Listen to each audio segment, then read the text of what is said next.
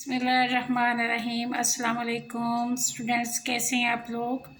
उम्मीद है आप लोग खैरियत से होंगे। अल्लाह पाक से दुआ है कि अल्लाह पाक हम सबको अपनी अमान में रखे। जी स्टूडेंट्स, आज हम लोग जमात नाहुम का उर्दू अदब का सिलेबस सबक नंबर 1 से स्टार्ट कर रहे हैं। जी पहला सबक जो है इंशाल्लाह मैं आप लोगों को उर्दू अदब की पूरी बुक जो है वो स्टेप बाय स्टेप करवाने की कोशिश करूँगी। जी बताऊँगी कि बोर्ड में किस हिसाब से आपने किस तरीके से तैयारी करनी है। मुसन्निफ़ का जो तारुफ़ होता है उसमें से कैसे कैसे MCQs आते हैं वो आप लोगों को बताऊंगी, और उसके बाद फिर जो सबक है वो बताऊंगी आप लोगों को कि किस तरह से उसको आपने उसमें से क्या क्या चीज़ें तैयार करनी है जो बोर्ड के तरीके से या बोर्ड के पैटर्न से की जाती हैं और जो बहुत अहमियत रखती हैं, और पेपर पैटर्न क्या होता है। जी सबक नंबर 1 है, मौलाना शिबली नुमानी जो है मुसन्निफ़ हैं, और सबक है हिजरत नबवी सल्लल्लाहु अलैहि वसल्लम। जी इसके मुसन्निफ़ हैं मौलाना शिबली नुमानी। जी सबसे पहला MCQs आप लोगों का मौलाना शिबली नुमानी की तारीख़ पैदाइश और वफ़ात का बनेगा। इसमें MCQs ऐसे बनेगा कि मौलाना शिबली नुमानी की तारीख़ पैदाइश क्या है, या मौलाना शिबली नुमानी की तारीख़ वफ़ात क्या थी। ठीक है, ये आप लोगों का एक MCQs जो है ये वाला बन जाएगा। और उसके बाद अगला जो है आप लोग देखें कि मौलाना शिबली नुमानी किस कस्बे में पैदा हुए। अब ये देखें कस्बा बंदूल है, तो ये आपका एक MCQs बनेगा। फिर किस ज़िला में पैदा हुए, आज़मगढ़ ज़िला में पैदा हुए थे, ये एक MCQs है। और किस मुल्क में पैदा हुए थे, भारत में। ठीक है, और कब पैदा हुए थे ये मैंने आप लोगों को ऊपर बता दिए हैं, एक MCQs ये बनेगा। और उसके बाद है कि उनके वालिद का क्या नाम था। जी उनके वालिद का नाम शेख हबीबुल्ला था, एक MCQs ये बनेगा। और उनके वालिद क्या काम करते थे, वकील थे।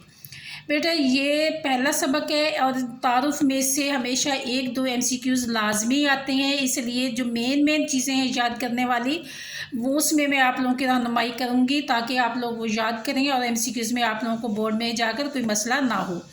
और उसके बाद मेन पॉइंट्स ये हो गए। और उसके बाद इसमें से जो अहम पॉइंट्स हैं वो ये हैं कि मौलाना शिबली नुमानी ने किन किन इस्लामी ममालिक का सफ़र किया था। जी उसमें है मिस्र, शाम, कुस्तुनतुनिया, 3 इस्लामी ममालिक थे जिनका उन्होंने सफ़र किया था। यहाँ उन्होंने या इन ममालिक में वो गए थे, और किसके साथ किया था, आर्नल्ड के साथ। ठीक है, तो ये एक MCQs ये आ सकता है कि मौलाना शिबली नुमानी ने किन के साथ इस्लामी ममालिक का सफ़र किया, आर्नल्ड के साथ या किन ममालिक का सफ़र किया। तो ये आ जाएंगे मिस्र, शाम, कुस्तुनतुनिया। और उसके बाद आएगा अगला MCQs जो है वो आएगा कि मौलाना शिबली नुमानी ने लखनऊ में कौन सा इदारा कायम किया था। जी कौन सा इदारा कायम किया था, नुदवतुल उलमा। ये आपका एक MCQs ये बनेगा। और एक MCQs बनेगा आखिर उम्र में आज़मगढ़ में उन्होंने कौन सा एक इदारा कायम किया था, दारुल मुसन्निफ़ीन। ठीक है बेटा, इस तरह से आपके इस तारुफ में से आपके इतने MCQs बन जाएंगे। जो स्टार्टिंग का एक फ़र्स्ट पैराग्राफ है उसमें से देख लें आप लोगों के कितने 8-9 तकरीबन MCQs बन रहे हैं। और उसके बाद आपने मौलाना शिबली नुमानी की जो अहम तसनीफ़ हैं लास्ट में दी गई हैं ये आपने याद करनी है। शेरुल अजम है, अल फ़ारूक है, अल मामून है, सीरतुल नामान है, अल-ग़ज़ाली है, स्वाने मौलाना रूम है, सफ़रनामा रूम व मिस्र व शाम है, और सीरतुल नबी सल्लल्लाहु अलैहि वसल्लम है। बेटा तारुफ में से आप लोगों ने ये MCQs तैयार करने हैं। इनको आप एक पेज पर लिखेंगे और इनके ऑप्शंस साथ लिखेंगे, या फिर आप इस तरह से शॉर्ट क्वेश्चंस की तरह से आप इनको तैयार कर लें और उनके आंसर नीचे लिखते जाएं, और एक रजिस्टर पे अपना ये काम करना शुरू करें चैप्टर वाइज। और इस तरह से फिर आप उनको 1 वर्ड आंसर के तरीके से आप इनको याद करना शुरू करें। तो इंशाल्लाह बेटा आप लोग जब रोज़ डेली बेसिस पे याद करेंगे, रिवाइज़ करेंगे, तो आपके लिए मुश्किल नहीं होगा। और ये बहुत ज़रूरी होता है, अगर आप याद करेंगे तो आप लोगों के लिए कोई प्रॉब्लम नहीं होगी। उसके बाद हम सबक की तरफ आते हैं कि सबक में अब यहाँ से MCQs कैसे बनेगा कि सबक हिजरत नबवी सल्लल्लाहु अलैहि वसल्लम का के मुसन्निफ़ कौन है? जी, इनके मुसन्निफ़ हैं मौलाना शिबली नोमानी, ये ऊपर ही लिखा हुआ है। एक MCQs आपका यहाँ से बन जाएगा। और उसके बाद जो है अगला MCQs जो आपका बनेगा कि सबक हिजरत नबवी सल्लल्लाहु अलैहि वसल्लम का माखज़ क्या है? जी, माखज़ देखें कहाँ पे होता है, ये देखें सबक के लास्ट में लिखा होता है सीरतुल नबी सल्लल्लाहु अलैहि वसल्लम। अब यहाँ पे आपने सीरतुल नबी बिल्कुल इसी तरह से ते को देखें, ते हे वाली ते लिखी हुई है, तो आप बिल्कुल इसी तरह से लिखेंगे। अगर आप इसमें यहाँ पे ते जो है ये वाला लिख देंगे ये, तो ये आपका गलत हो जाएगा। ठीक है, आपने यही वाला ते जो है लिखना है और नबी लिखना है, नबवी नहीं लिखना, अदरवाइज़ आपका ये MCQs गलत हो जाएगा।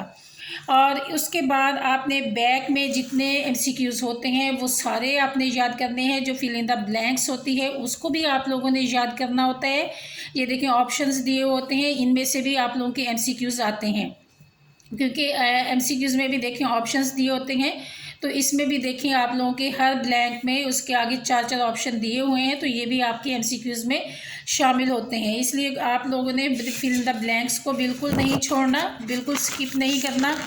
और उसके बाद ये देखिए गलत सही फ़िक्रात हैं आपके, गलत सही फ़िक्रात जो हैं इनको भी आप लोगों ने याद करने हैं। इनमें से भी आपके MCQs आ जाएंगे और इसमें भी होते हैं। फिर उसके बाद आपका ये मैच द कॉलम है, इसमें भी आपका MCQs बन सकता है।